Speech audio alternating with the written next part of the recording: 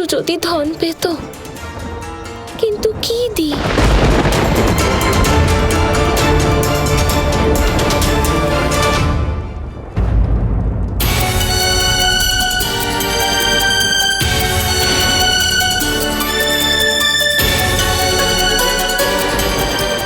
এই মুদ্রিকা যদি জরাকে বেচে দিই, তাহলে জীবন প্রতিপালন কত সহজ হয়ে যাবে।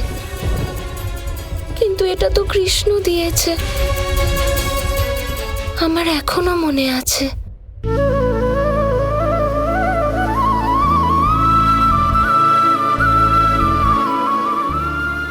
কৃষ্ণ, এই ঝর্ণা প্রতীক। যখন এটা প্রবাহিত হয়, তখন আমরা গোলকে উপরের স্তরে যাই, প্রেমের চরম বিন্দুতে অবস্থান করি। কারণ আমি ধারার সাথে প্রবাহিত হই না, আমি তো রাধার মাঝে প্রবাহিত হই। ধারা হলো সেটাই যা পর্বতের শিখর থেকে সাগরের তলদেশ পর্যন্ত ঝরে পড়ে, আর রাধা হলো ঠিক তার বিপরীত। এবার রাধাতে প্রবাহিত হলে রাধা তো আমাকে ওপরেই নিয়ে যাবে, তাই না?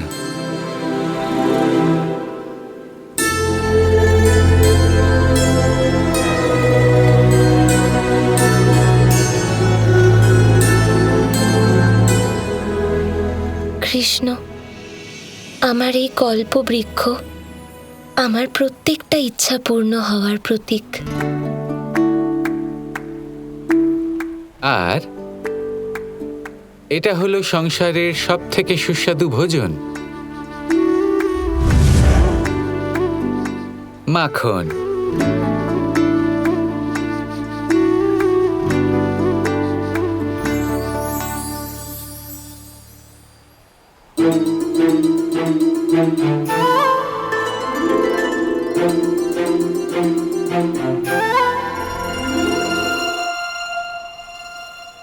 কৃষ্ণ, তুমি নিজের স্বার্থ কখনো ভোলো না। এখানে আমি কথা বলছি আর তুমি মাখন খেয়ে ফেললে। তুমি স্বার্থপরতার প্রতীক। এবার আমি কি করি? এমনিতে আমি হলাম লীলা পুরুষোত্তম, আর এখানে কথা মাখনের হচ্ছে, তাই স্বার্থপর তো আমাকে হতেই হবে। আচ্ছা, একটা প্রশ্ন করি, আজ এত প্রতীক নিয়ে কথা হচ্ছে কেন? কৃষ্ণ, সংসারে প্রত্যেক বিষয়ের প্রতীক আছে, কিন্তু রাধা কৃষ্ণের প্রেমের প্রতীক কি হতে পারে?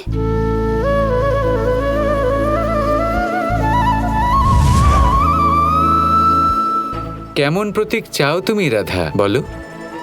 যেমন এই ঝর্ণা, এই কল্পবৃক্ষ, এমন একটা প্রতীক যা ভৌতিক হবে, যা আমরা দেখতে পাবো।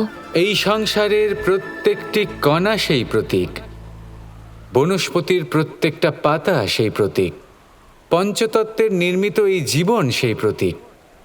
কারণ এই সব কিছু রাধার হলো প্রেম। যা কিছু প্রবাহমান সবার মধ্যে প্রেমই আছে। হ্যাঁ, কিন্তু এই সব তো ভৌতিক প্রতীক নয়, যা খালি চোখে দেখা যায় তেমন প্রতীক চাই। ঠিক আছে, তাহলে তুমি পঞ্চতত্ত্বকেই জিজ্ঞেস করে নিচ্ছ না কেন? নিজেই তোমাকে বলে দেবে যে সে কিসের দ্বারা নির্মিত।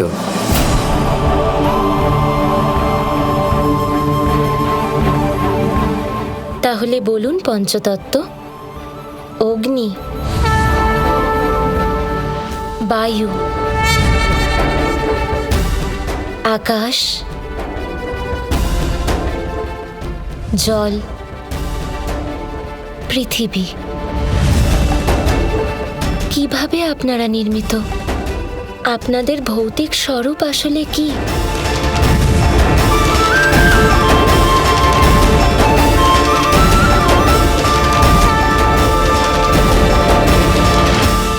কৃষ্ণ, দেখো, পঞ্চতত্ত্ব নিজেই নিজেদের প্রেমের একটা ভৌতিক রূপ বানিয়ে নিয়েছেন।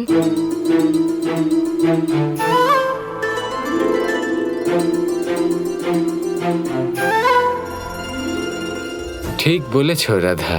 আজ এনারা প্রমাণ করে দিলেন যে এই সংসারে যা কিছু আছে সবকিছুই প্রেমের দ্বারা নির্মিত। এই হলো তোমার প্রেমের প্রতীক।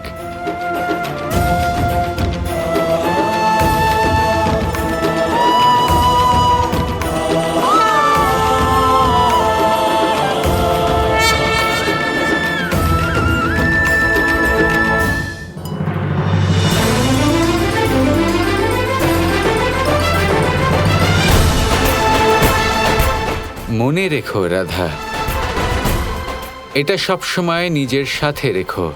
এ শুধু আমার প্রেমেরই নয়, সমগ্র প্রকৃতির প্রেমের প্রতীক।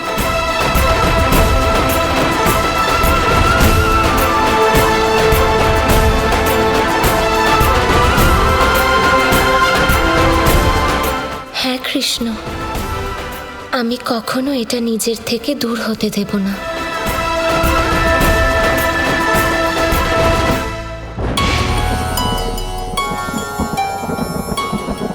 কৃষ্ণ, আমি মানছি এটা তোমার প্রেমের চিহ্ন, কিন্তু প্রেমের চিহ্ন প্রেমের অস্তিত্বের থেকে বড় হতে পারে না। এখন এটা তোমার গৌরব আর সম্মানের প্রশ্ন। কৃষ্ণের রাজ্যে কেউ অভুক্ত থাকবেন না।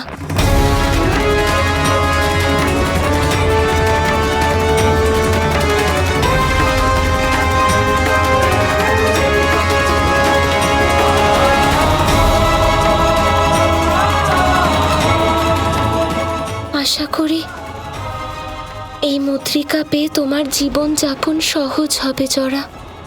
তুমি আর তোমার পরিবার ভালো থেকো। মুদ্রিকা পেলে ও শিকারী জীবন ত্যাগ করবে আর কৃষ্ণের জীবন সংকট দূর হবে।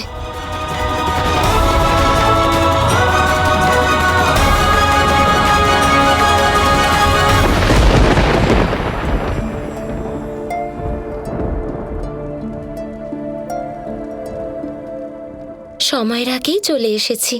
যাক, কৃষ্ণ এখনো জাগেনি।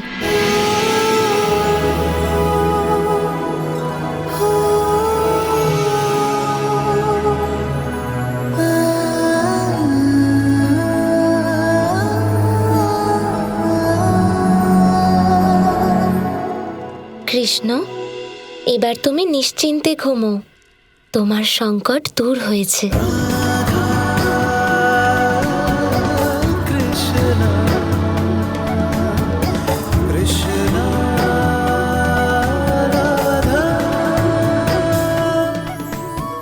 আমি জানি না তুমি কোথায় গেছিলে রাধা, কিন্তু তোমার মুখে হাসি দেখতে পাচ্ছি, আর সেটাই আমাকে প্রসন্ন করার জন্য যথেষ্ট।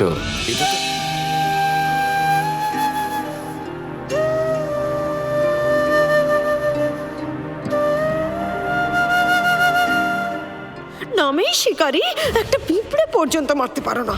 যদি বাচ্চাটাকে ভালোবাসতে তাহলে দু চোখ দিয়ে শুধু জল পড়তো না, হাতে করে খাবারও নিয়ে আসতে তুমি।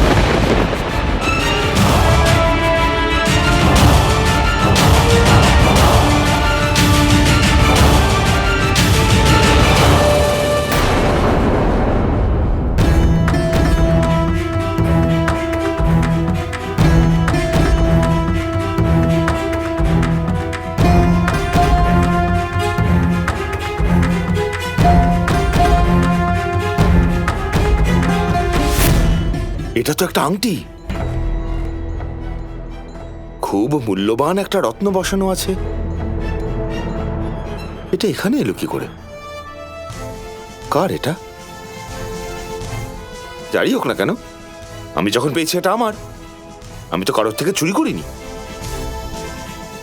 আরে শোনো, দেখো কি পেয়েছি আমি। আরে ওঠো ওঠো।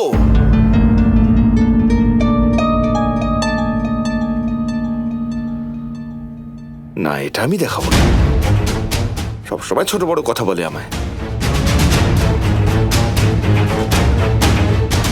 এটাকে বেচে আমি সঠিক সময়ে একজন ভালো গুরু আর একটা ভালো ধনুর্বাণের খোঁজ করব। একদিন আমি কুশল শিকারী হব।